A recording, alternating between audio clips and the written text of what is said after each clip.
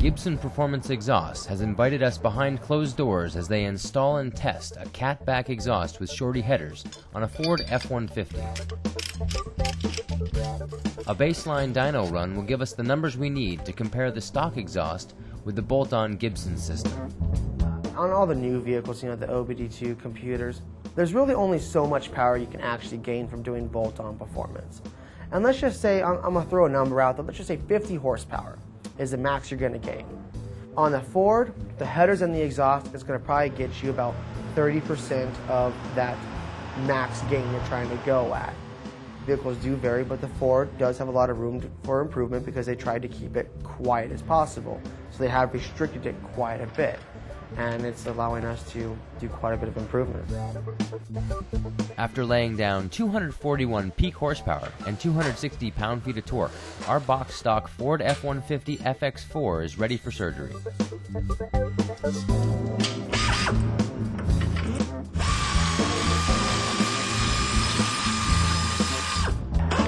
Just take this off right here.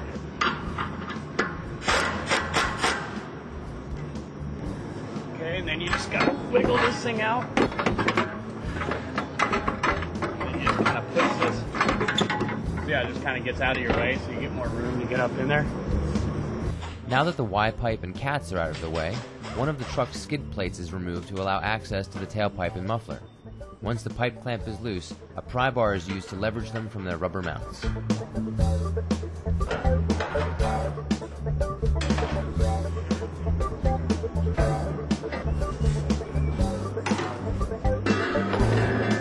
While they get started pulling the cast iron manifolds, let's learn how Gibson tunes their mufflers.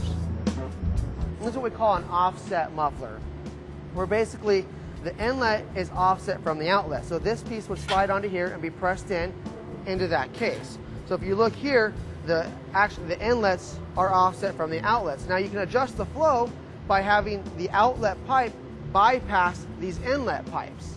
Now obviously the more you slide it on, the more restriction you're going to create.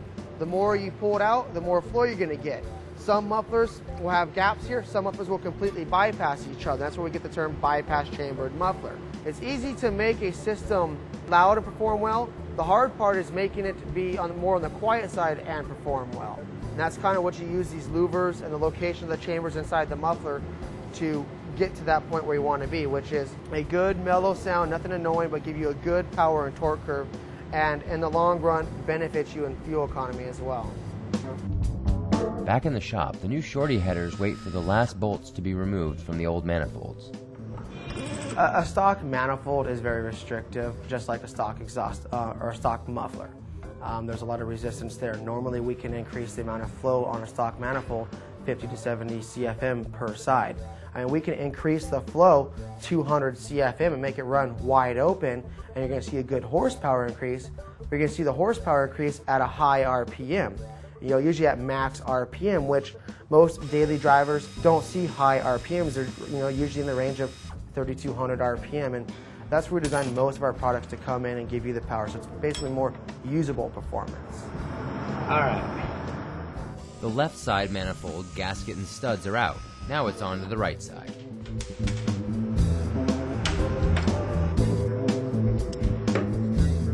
Uh, 90% of the products on the market are all street legal, smog legal.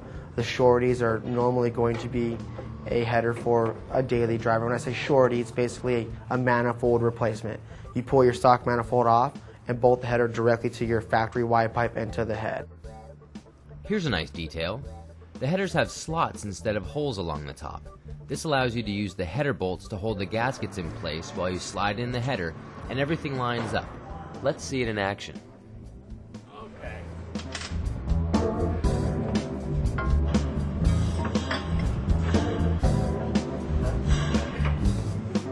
There we go.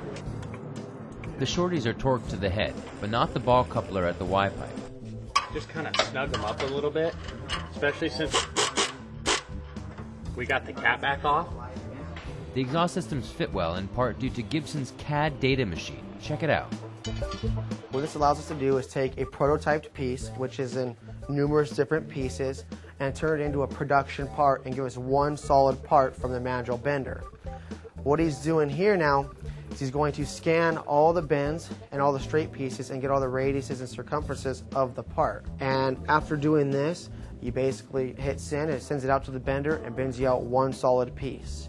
Once you have that piece, you take it to the vehicle and you do a check fit, make sure it fits perfectly, make a couple changes, and then you have a production part, and you fixture it and send it on its way. With both headers in, we grab our Catback system. It's claimed to be reasonably quiet and boost mid-range power. Just a few more steps and we'll see for sure.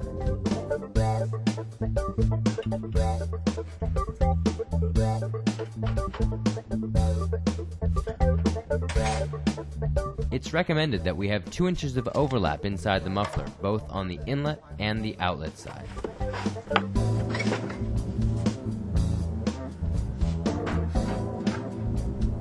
Now comes the fun part. We measure the 2-inch depth and then line up the tailpipe hangers with their 2 rubber grommets and the outlet of the muffler at the same time. Like that. With all the pieces lined up under the truck, it's time to tighten everything from front to back. And that's the proper torque. Tight. And we'll take a look, and you just kind of look up there and see after tightening it. See, we got a nice good fit on that ball seat right there. So we'll get a nice good seal.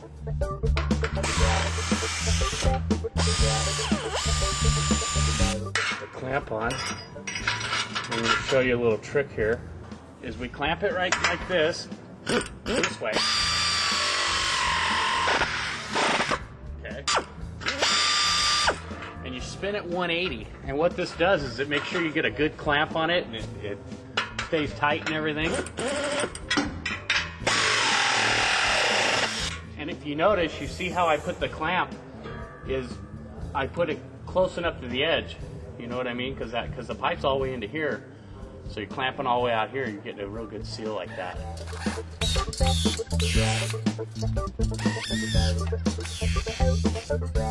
Slide our tip on. And you can put it out, in or out, whatever your preference is. Tighten her up. We're good to go.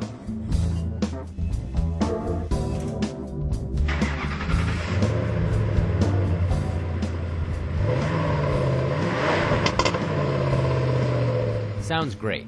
Now it's time to see what this Gibson exhaust can do on the dyno.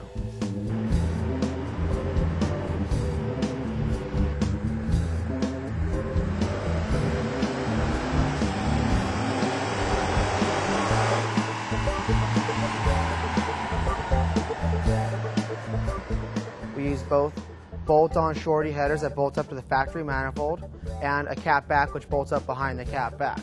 By doing both these modifications, we're showing about 13 horsepower and roughly 30 foot-pounds of torque between 3,100 RPM and 4,200 RPM. This just kind of goes to prove that sound doesn't necessarily mean power. This system's a fairly quiet system. It's in fact only 2 decibels louder than the stock system, so really it's not much of a noticeable difference, but the power is where you're going to see, feel the difference.